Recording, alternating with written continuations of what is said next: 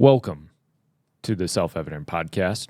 Today, the major question we are wondering, did Biden in fact poop himself?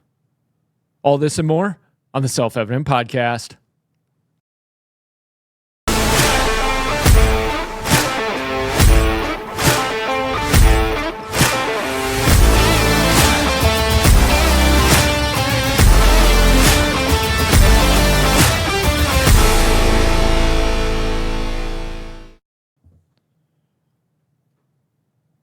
Welcome to the Self-Evident Podcast. You have Mike. There is not Massey, but that's okay. You've got me. I'm here with you. We are going to get through it. World War III may be on our doorstep, but that's okay. We're going to survive, folks. We're going to get drafted. Yeah, I was telling the boys before we got started, they may get drafted. Uh-oh. Well, me, not this one. Well, it depends how long the war takes. I mean, if it's a 20-year war, yeah, Nathan, you're going. But, guys, thank you so much for tuning in. Thank you for listening. Thank you for hopping on the podcasties. If you are an Apple user, you may have noticed a hiccup. Maybe there's still some issues. We're trying to iron them out. What happened is this. We moved the podcast from one platform to another platform. The other platform gives us a lot more abilities. It's more geared towards podcasting. However, there's usually some hang-ups, some finagles, some things you got to fix. So please stick with us. Find us on Spotify. We are now on iHeart. That's right. We're on iHeart now. What the heck is that? We're on Deezer. We're on all the You've never heard of iHeart. You just don't realize iHeart. They own and I'm probably exaggerating, but probably 75% of the radio stations out there. And then, they are a massive empire, and they're big on online music and podcasts and all of that. But go find us where you can find us. If you were watching on the YouTubes or the Rumbles or the YouTubes and the BitChutzies and the Twitter X's and the Facey Spaces, wherever you're watching us, thank you so much. Give a subscribe, give a like. Most importantly, share it. Share it with your friends. It's the best thing that's ever happened. I'm still working on my Trump, but I got my Fauci down. You know, these guys are like, golly, what did we sign up for? Yeah. You're working for a weird boss over here. Yeah, you are. But that's okay. All right, guys. Text to give. Yes. Who's doing it? You got them. So you're going to text the word GIVE to 772-242-0299. That is the word GIVE to 772-242-0299. That is a text to give option. Yeah, text to give, or think about becoming a monthly sponsor through our Torchbearer Society. You can go to theselfevidenttruth.com to get yourself some more information. Check out the blogs. We're coming out with new content for you guys as much as we can. There's only so many of us, but we're going to do it. Now, you may notice, Mike, you're kind of wired. You're kind of hopped up. That's coffee. That's lack of sleep. It's okay. I'm going to make it. Probably pass out halfway through, but I'll do it. And I'm here with you. And frankly, part of it is I don't have anybody to bounce off of. I mean, you guys are there, and I appreciate you guys. I appreciate you. But Dad has to be in Montana, right? Yeah. He right now, at this moment, I think he is on an airplane coming back. Then we get to go. And we were praying it's not a Boeing. Too soon? Yeah. It's too soon. Then we get to go to California. Mm-hmm. Yeah. Yes, thank you. You guys are like, could you just get the information started? Please, just stick with me. California, we will be out with you. Ontario, California, we are coming for you. Homeschool convention, great homeschool convention. We will be there next week, Thursday through Saturday. It's going to be good. I love going to these homeschool conventions. Please, by all means, come up and say hi. Let us know how much the podcast absolutely impacts your life, transformed you, made you a new person, made you $1 million, whatever you want to say to make us feel better. We appreciate it. So, are we ready to get into it? Yeah. All right. Biden's unraveling, guys. And I know I gave a little giggle, but that's, in all honesty, this is a really sad affair. And I've been more and more frustrated. And if you've been listening for a while, you may have heard me talk several times back during the campaign how annoyed I am with the Biden campaign, the Biden family, all of that. And it's not even Joe Biden himself. If he were fully with it and fully competent, yes, I would be frustrated with him. I think I'm most frustrated with Jill Biden of all people. If she truly loved that man, she would have said, we're not doing this to him. He can't handle this. He's not all with it. He's declining. Can we just let him rest and relax? But instead, she of all people was trotting this guy out time after time. He's good. He's fine. He's great. You're the one they were gaslighting you ad nauseum. No, you're crazy for even thinking he's declining. And I've put together a very tiny compilation of some of the signs of where Biden's at. So if we want to go ahead and roll the first video, just to wet your whistle, and I'll give you a couple others. Let's go. America is a nation that can be defined in a single word. I was going to excuse me.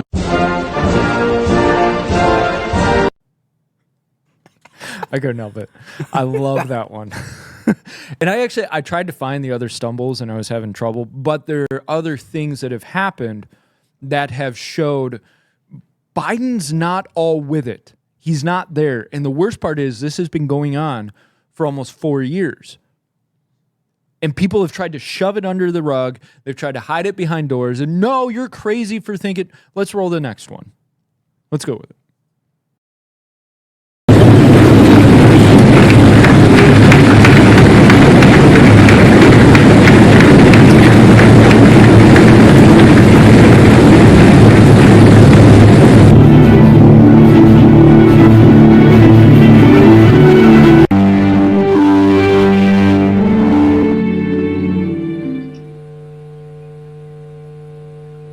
Distinguished guests, please welcome the Honorable Lloyd J. Austin. Looks like he's about to take a crap right on the stage. Looks funny. You know what's crazy? What? Is people immediately that's what they thought. That's what most people are, and now the diehards are thinking, no. Well, I don't know if they're thinking this. What they're saying is, no. He thought he was supposed to sit down, but then he realized he wasn't supposed to. No. If you've ever watched, and people have used this example, and it's great. If you've ever watched a toddler taking a dump in their diaper, they do the exact same thing.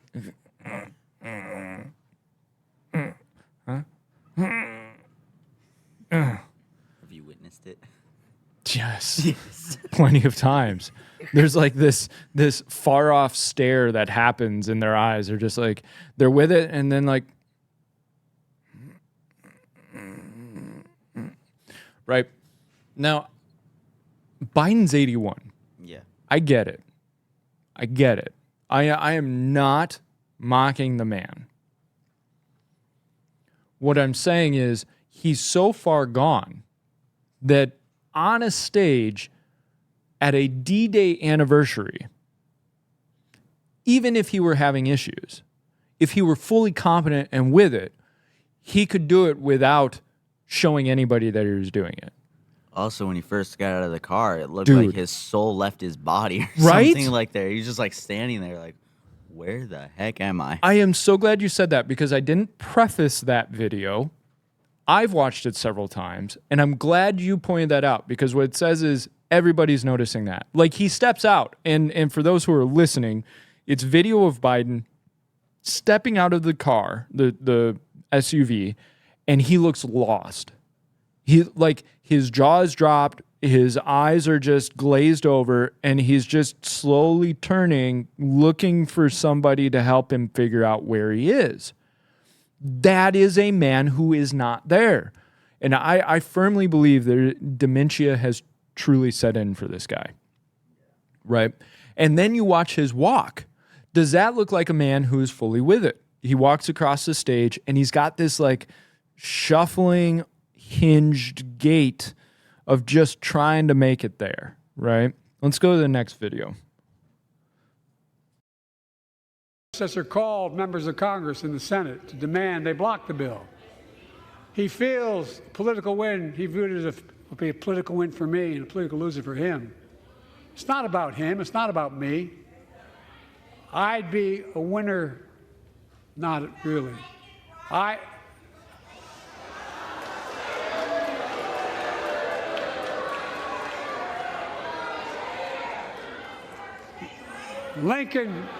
Lincoln Riley, an innocent young woman who was killed by an illegal.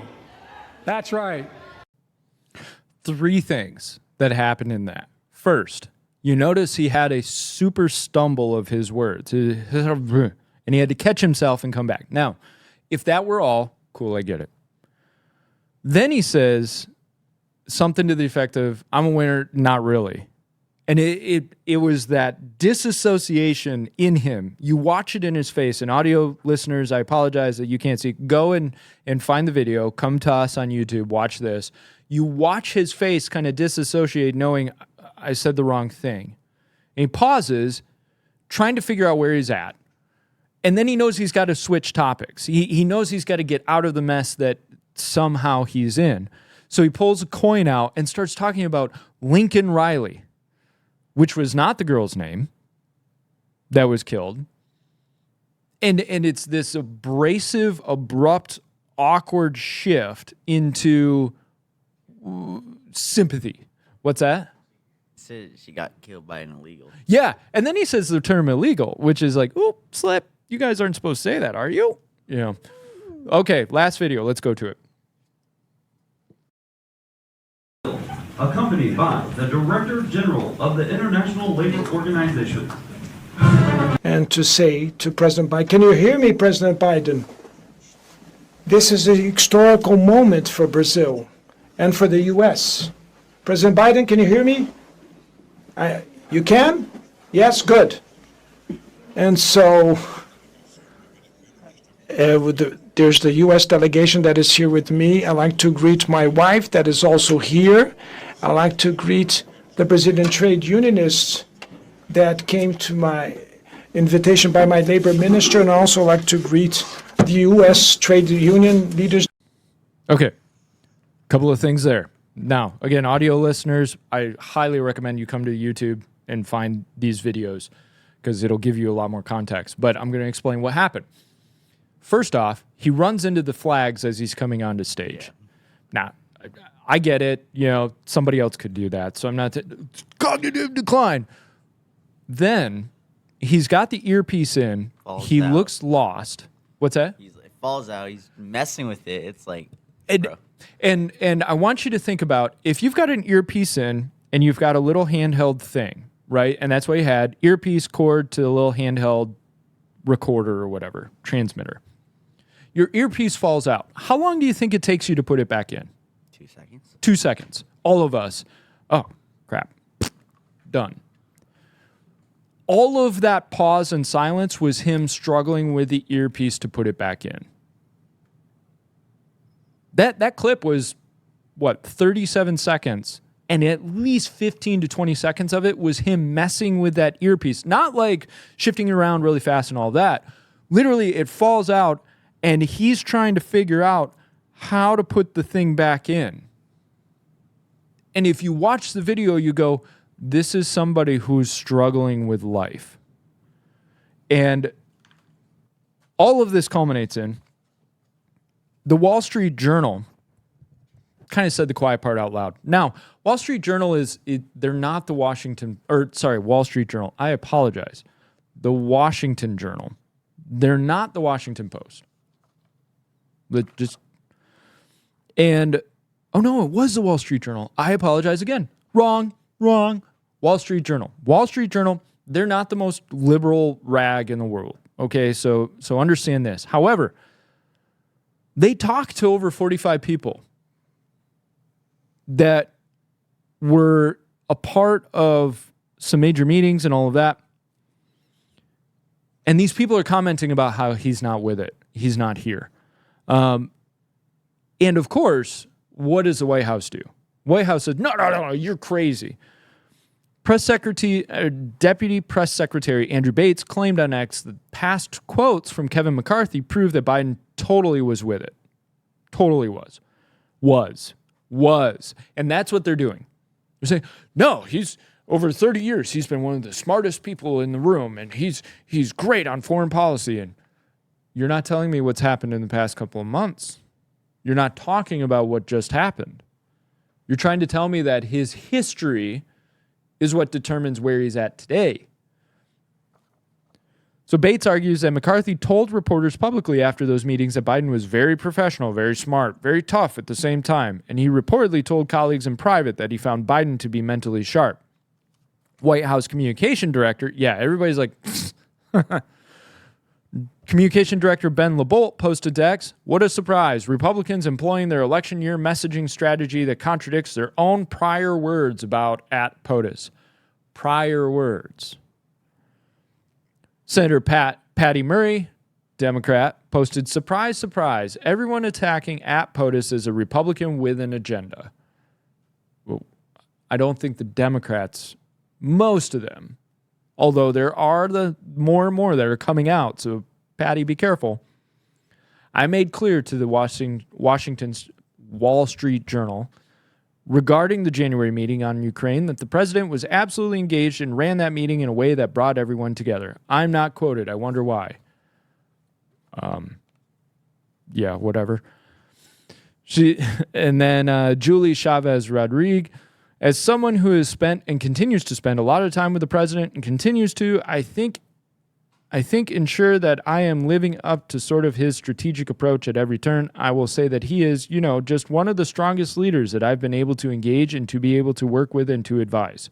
Joe Scarborough on MSN said, I've spent time with both of these guys privately, spent time with Biden and Trump privately. I've spent time with every House Speaker over the past 30 years. And Joe Biden, it's just not close. If you want to talk about international affairs, if you want to talk about how to get bipartisan legislation, Joe Biden is light years ahead of them all.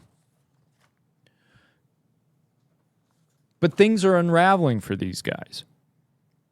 So the Wall Street Journal, while the White House is using examples of how with it and sharp he can be, they came out with 45 people from both sides of the aisle telling them that he's not all there. What's funny is the article headline says, behind closed doors. Bruh, these doors ain't closed. That's part of the reason I gave the whole videos, right? Like, you watch this. It's out in the guy is pooping on stage at the Normandy celebration, 80th anniversary. Let's call it what it is.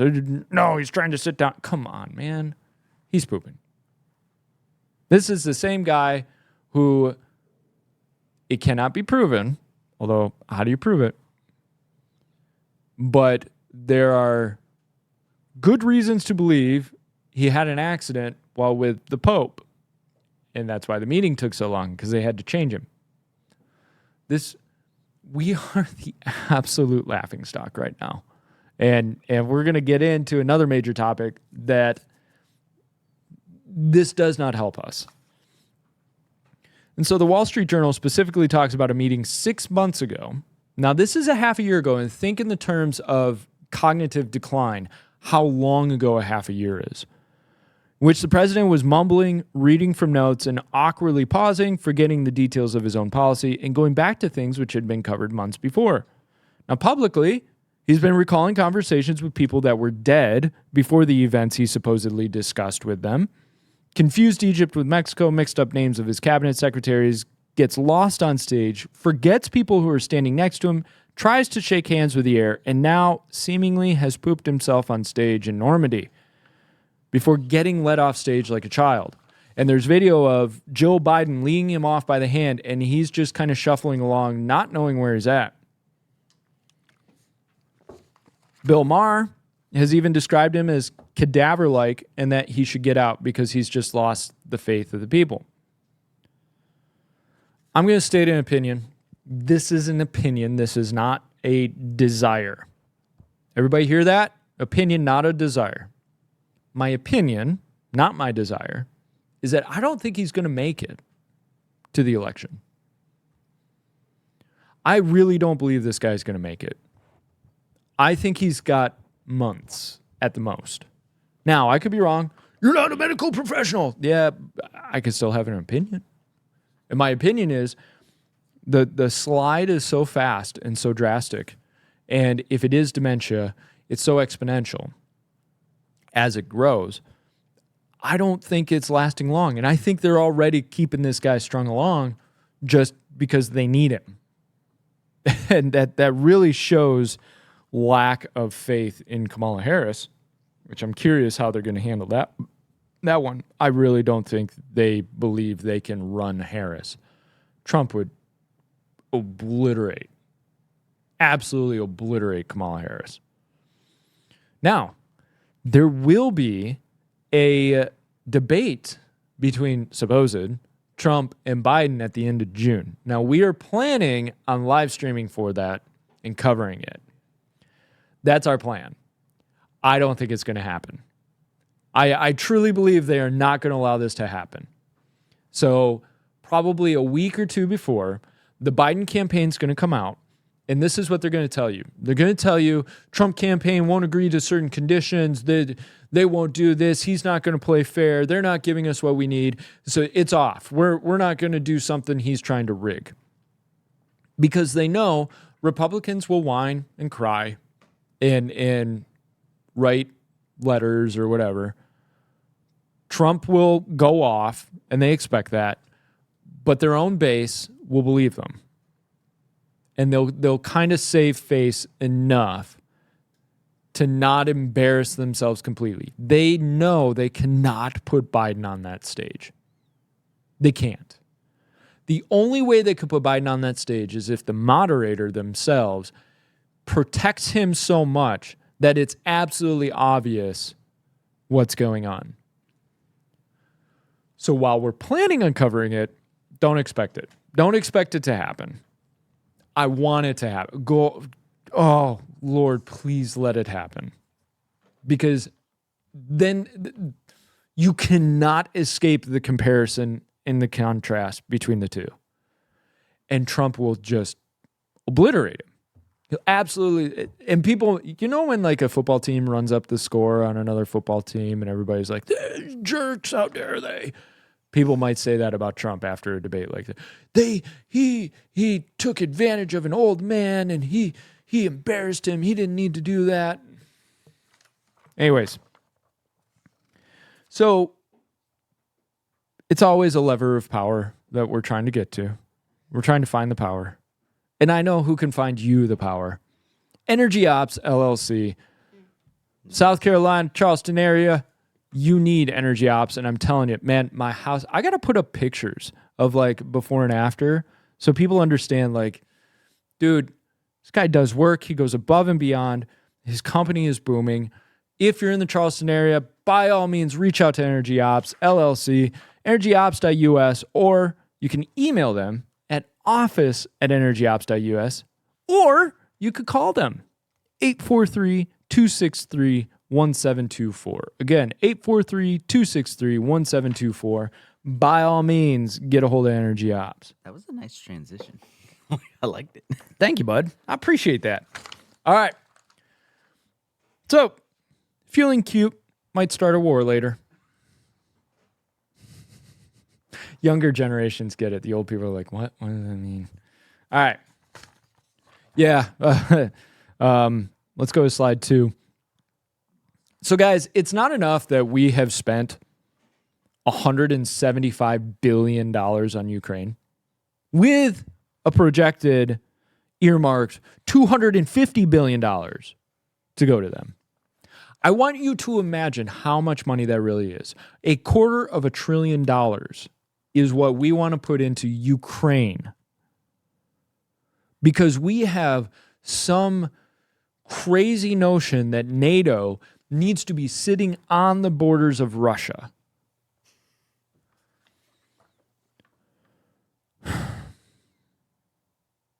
Now, the U.S. has recently, we gave permission to the Ukraine, which isn't that funny. We have to give permission to Ukraine on how they're going to use the weapons we gave them. We gave Ukraine permission to use U.S. weapons on Russian soil. Why would they listen to us? Like, they're their own country. Right. And people are wondering that, dude. Like, and my dad talked about it last podcast. They were like planning to write a law for Israel to not attack like the Palestinians. And my dad's like, do you think they're their own country? They're not going to listen to our own bill. Right. And the only way that Ukraine listens to us in this whole sense is because we own them. And they're not their own sovereign nation. Israel is the type where they go, I don't care what you say. I'm doing what I need to do. More power to you. Ukraine, they're a puppet, man. We had, 11 CIA secret bases or secret houses in Ukraine. We own them. This is our war. And Russia knows that, right? And so Russia had drawn the lines. And back in January, Dmitry Medvedev reminded Ukraine and the U.S. that to use missiles on missile sites in Russia could risk a nuclear response from Russia. And what people don't get is Russia would be willing to use tactical nukes. After all, the use of nukes is in paragraph 19 of the fundamentals of Russia's state policy in the field of nuclear deterrence. Basically, the state policy says that they can use them if they've been attacked by nukes or even conventional weapons which threaten the state of Russia. So it all depends on if they feel the state of Russia is being threatened, which attacks on the soil of Russia could be considered threatening the state of Russia. Now, after Ukraine had hit Russia with U.S.-made arms, the Russians responded that they could provide long-range weapons to their allies who could use them against those same actors, aka U.S. In other words, okay, fine. You want to give Ukraine to use long-range weapons against us on our own soil? Here you go, Cuba. Here you go, Venezuela. Here you go, North Korea. Here you go, China. They'll start handing them out. It's warfare. It really is warfare. ABC News reports the recent actions by the West will further undermine international security and could lead to very serious problems. He said taking questions, this is from Putin, I apologize. He said taking questions from international journalists, something that has become extremely rare since Moscow sent troops into Ukraine. He said that would mark their direct involvement in the war against the Russian Federation, and we reserve the right to act the same way, Putin added. Yesterday, it was announced that Russian warships are now heading for the Caribbean as a show of force. This includes the long-range Russian bombers, which will combine with the ships for naval and air drills. Now, a moment of reality for all of us. Two things. First, this is a game of war and words. I want you to imagine you are the U.S., and you and Mexico are having a tiff. You're having a conflict. And Canada is supporting Mexico. They're sending arms over to Mexico. They're going, we're not involved, but here's some arms. Mexico fires from behind their border. At some point, you've got to go across that border. Now, for Russia and Ukraine, this Russian border idea of, well, as long as it's not used to attack within, right? And I think people forget this is war. So basically what Russia is doing is hiding behind their border, and then as soon as Ukraine hits them with something that the U.S. built, oh, how dare you? How dare you hit Russian soil? Stop hiding. Stop hiding behind the border. But they're doing it because it's strategy, it's influence, it's a war of words. They can try to control the U.S. influence on the war. But you notice U.S. involvement. U.S. is directly involved. And all you people who put your Ukrainian flags on your filters, be ready. Be ready. You going to get drafted? You going to go to the front lines? Are you willing to go die for the state of Ukraine? You willing to be on those lines to fight Russia? Fight the evil empire that is Russia? And the second part of this is people tend to think that a war just starts. One day everybody's cool, and then all of a sudden bombs just start dropping. But it's steps, it's aggressions. And then there's a catalyst moment where everything flips and it's all out. We're marching towards war. And a lot of times it happens this way of, okay, here's the line. Well, somebody kind of crossed the line. So now we've got to up the ante. Well, now somebody crossed the line more, so we've got to up the ante more. And at some point, it just all hell breaks loose and it's all scale war. All bets are off. That's what we're marching towards. Back in the Revolutionary War, it didn't just happen. If you remember, there was tension building between the colonies and Britain. And there were events going on. There were blockades, there were boycotts, there were troops being stationed in Boston, all of that, embargoes. And then the Brits try to clean out an armory, and the battles of Lexington and Concord happen. Now stuff has started to shift. You have Bunker Hill. Stuff is kicking up. But it was not a war yet. It was armed conflict, violent skirmishes. Finally, the colonies said, we're done. We've had it. We've tried to reconcile. Here's the Declaration of Independence, which was also a declaration of war. What we're watching right now here is very similar. We're watching these steps up of, well, first the U.S. wasn't involved. Then, well, the U.S. is only sending some bullets and some bombs and that kind of thing. Then all of a sudden it's, well, the U.S. is helping with intelligence and the U.S. is sending some people off to the other side to just kind of help out in certain ways. Now, NATO has sent fighter jets and they've given green lights, right? I've got it written down. You want to know what the influence is now? Germany lawmakers are urging the activation of 900,000 reservists over the Russian threat.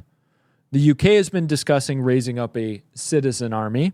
Belgium has donated 30 F-16s to Ukraine. The Dutch have given 18 F-16s. Denmark has given F-16s.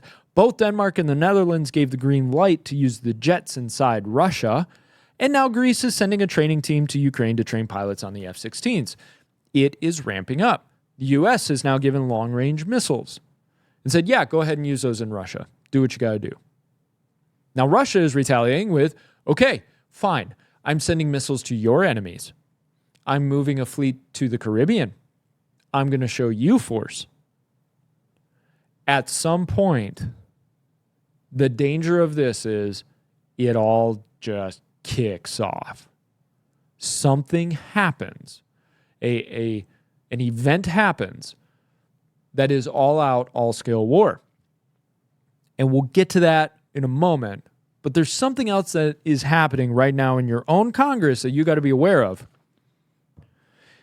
In completely, utterly, without a doubt, unrelated news, the military-industrial complex, Congress, may be looking to streamline the registration for selective services by automating it for all men. Because it's cheaper and common sense. Representative Chrissy Houlihan, who wouldn't get drafted, sponsored the language in the bill and called it both a money-saving and common sense reform. She said, by using available federal databases, the Selective Service Agency will be able to register all of the individuals required. No, she didn't say men. And thus help ensure that any future military draft is fair and equitable by drafting only men. Now, she didn't add the by drafting only men part. I did. This will allow us to rededicate resources. Basically, that means money towards reading readiness and towards mobilization, rather than towards education and advertising campaigns driven to register people. Now, notice, men, a female politician in Congress is signing you boys up, saying, we'll just automate the whole service. Funny that now, when we're on the brink, well, we might as well automate the draft. Might as well automate registration. Because Gen Z doesn't want to fight. Gen Z does not want to go to war. They're all over TikTok and Instagram and all of that, talking about how they're not going to war. They don't want to be a part of that. They don't even want to participate in the economy at this point. I don't really blame them. You think they want to go to war for you? And isn't it beautiful that our politicians, especially our female politicians, are so ready and willing to sacrifice your body for their war? Now, I feel like I sound like a hippie from the 70s in this. But this war, Ukraine is the one that we're going after? That's it? That's why we are going to put on the line hundreds of thousands of American lives for Ukraine? Now, we all see that there's more to it than that. We know there's more to it than that. And it's so naked of what's going on. And there's a couple of things. When a civilization or an empire, I should say, is dying, and we could all point out how much the U.S. empire is really, it's dying. It's collapsing in on itself. Desperation results in war. War is that last catalyst. Now, some people have different theories about why it's going on. Some people's theory is that's how you shift a big change in an empire or society. War, because then people are willing to see the entire structure change. They don't care because war. I agree that's part of it. I think the other part of it is war is always viewed as a let's look outwards and hopefully that'll solve our problems. And there's financial gain in war, because you've got to pay for all the armaments. And you'll notice an economy, its energy gets focused into the war. So like in World War II, people were in the factories building tanks and jets and all of that. And people were coming together and people were uniting. Having a common enemy helps bring the people together. Desperation will say, well, if we create an enemy out of somebody else, they'll stop seeing what we're doing here. And I think you've got these various theories that are probably all at play. Sometimes people think it's one single grand conspiracy by a couple of people in a room circled around a table.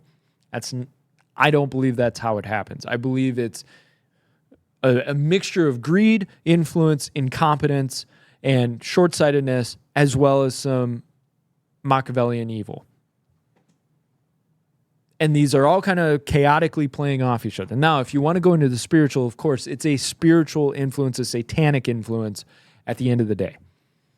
It's principalities and kingdoms and authorities spiritually that are moving these chess pieces. But the people themselves, I don't believe you've got this single cohort that is just sitting around a table going, okay, 50 steps ahead, here's how we're going to get it all. There's too many variables, right? Now, they can have their plan and they can move forward. And I do think there has been a long-term plan of we're going after Russia. We just need the catalyst. The Cold War never ended, guys. We say it did, but it never ended. That Cold War has been continued on. And I would actually argue that the Soviet Union kind of won the war. Now, you may say, no. Soviet Union, they collapsed. They fell apart. Economically, yes. Politically, yes. But the seeds that they sowed, it was kind of like a societal and cultural nuclear bomb that they left with a timer on it. And you can trace back so many of the influences of communism, Marxism, and the seeds that they left throughout our culture and society and how those things have sprouted up. And people will say, oh, you guys are using that term Marxism just like people overuse fascism. Maybe. I think yes, but I think we've got to point to the influence of Marxism and how it's shifted and taken on its own frame of mind. I don't think fascism ever had that type of foothold. Now, you could argue and say, well, do you remember the rallies fascistic rallies, the Nazi rallies that were happening before the war and all that, blah, blah, blah. Yeah, but I see World War II as a massive catalyst of a lot of people woke up. With communism, even during the Cold War, there was never a hot war between us and Russia. You could argue proxy or whatever. That's fine. But there was never a direct hot war between us and Russia. And Russia was good at hiding what they were actually doing. China was doing the same thing. They still do the same thing. Communists will hide what's actually going on and try to save face. North Korea does the same thing. They put out as much propaganda as they can of, hey, look how great the communist system is working. Mind you, millions and millions of people are in the gulags. And Russia was hiding it so well that very few people actually knew about the gulag system. Mind you, millions of people were in the gulags, and most people didn't even realize it. And the few who were willing to say it, people, you're crazy, that's not really going on. And you would have some diehards who would go over to the Soviet Union, see what was going on, and go, oh, goodness, this isn't, because they would be able to figure out what's actually happening, because it's always very controlled. Like North Korea, you go to North Korea, they do not let you just walk around. It is very calculated on where you can go, what you can see, how you interact with it, taking pictures. There's a guy from America who died in prison in North Korea because he stole a propaganda poster. They're very careful about all of it. And so I believe, if you haven't seen the Yuri Bezmenov videos, you've got to check out the Yuri Bezmenov videos. Former KGB agent, and he was stationed, I believe it was in India. He defected to the U.S., and he puts on this whole series of this is what they're doing, and this is how they're doing it. Watch out. And he even says, look, when they get their talents into a generation, that generation's lost. They're done. You've got to go to the next generation and try to reverse the problem. We never reverse the problem. All of that to say, we're in dire straits. We're a failing empire. We're collapsing in on ourselves. And now we're looking at war. And I do believe war is coming. I pray it does not, but I do believe it's coming. And this gets back to what I had said earlier. You're going to find that event, that Gulf of Tonkin event, that sparks it all off. That says, that's it, we're done, we're fighting. And people will point to a false flag. I would not be surprised if it ends up being a false flag. There is too much to gain for these politicians who won't serve a single day in combat, who will never be affected by the war, who just vote, yep, we're going to war, draft all the men. Let's go kill Russia. And we cannot have a stomach for these people. It is time to absolutely not have a stomach for these people who are trying to march us into war when there is no need. Now, you can make the oil argument, and I think oil is a big factor in all of this. You look at placement of pipelines, oil security, market share, all of that. Boy, a lot points back to conflicts in various areas and why the U.S. might suddenly get involved in a place like Syria or Libya. Okay? It makes sense. And I think the moral, the emotional side of me says, is that worth it? Is that really worth it? Is the chess game that important that we've got to see hundreds of thousands, if not millions of people die? And Ukraine was ready to make a deal very early on in this thing, and Boris Johnson went over and scuttled it. They could have ended this a long time ago. Hundreds of thousands of Russians and Ukrainians would not have died. But that doesn't matter to Boris Johnson. He goes over, sits in an office, scuttles the whole thing, flies back first class, private jet to the UK. Meanwhile, some guy named Boris or some guy named Dmitry is in the cold field in a trench and gets hit by a mortar shell. He's got 2 kids at home. He's got a wife at home. He's done. He's gone. For what? Because Boris Johnson decided, no, we can't make this peace agreement. And the peace agreement would have basically given the land that Russia had already claimed. But no, we've got to go it the hard way. And now the U.S. is trying to double down.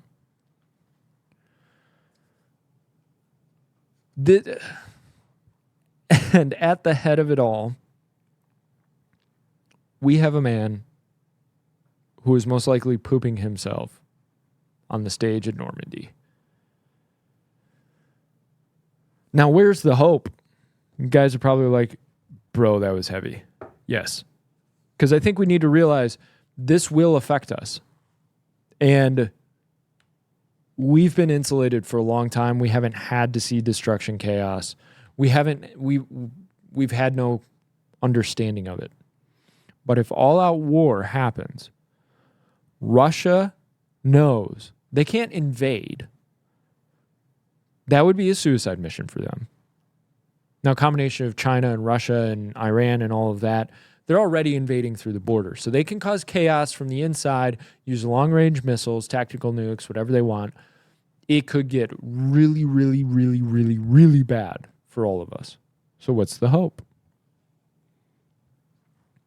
And this is going to sound cliche, but Christ is your hope. When you follow Christ, you die to yourself daily.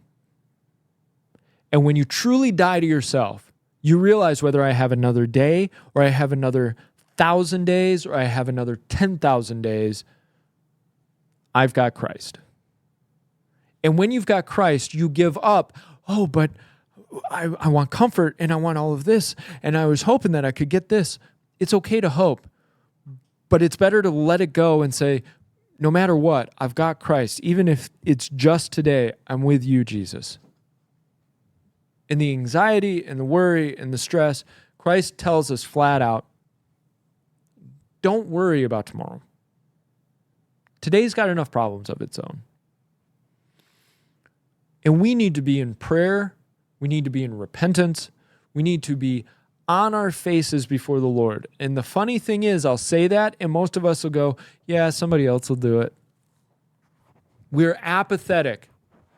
Apathy is what slides you into chaos. At least hatred has passion. Apathy has no passion, no energy, no drive, no activity, no action. It just slides right down into the chaos. And so my challenge to you is, are you willing to actually pray, get on your face, repent, fast for yourself, your family, and your nation? That's the question. Are we willing to actually do that? We say we are as a church. Oh, yeah. Of course, prayer and fasting for the nation. Definitely got to do that. Next week. Maybe we'll do that next month. I hear somebody's putting on a day of prayer and fasting. So, I can't really fast. I mean, I got to eat. But I could say a prayer in the morning on the day of prayer and fasting. Lord, help the nation. I'm not mocking you guys. I'm not mocking us. I'm not mocking me. What I'm saying is we've got to shuffle away from this apathy and run headlong into passion and energy for the Lord.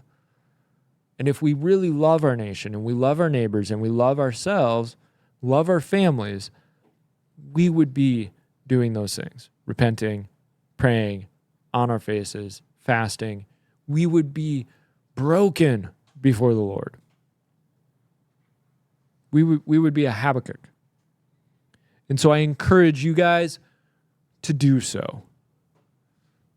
Because this ain't going well. And you can say that Trump will save you. But is your faith in Trump? Or is your faith in the Lord?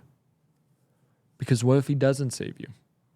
What if it's too far gone by the time he gets elected, if he gets elected? What if he doesn't get elected?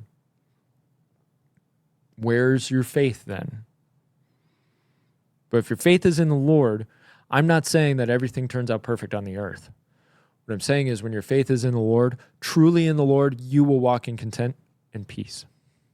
So, guys, seek out the Lord. Go for Jesus. He is the only sure thing in this earth, right? He is the sure thing for you. So we love you guys. Please, by all means, subscribe, like, comment, go for it. Become a part of our Torchbearers community. We want to serve the kingdom. We want to serve and expand God's kingdom. You can partner with us for that. So, Monday, you will have Massey and Mike. I don't know if you'll have the guys. It may be another one of those office visit things. We'll see. We'll see what you do. Anyways, I love you all. Have a great weekend. See you guys.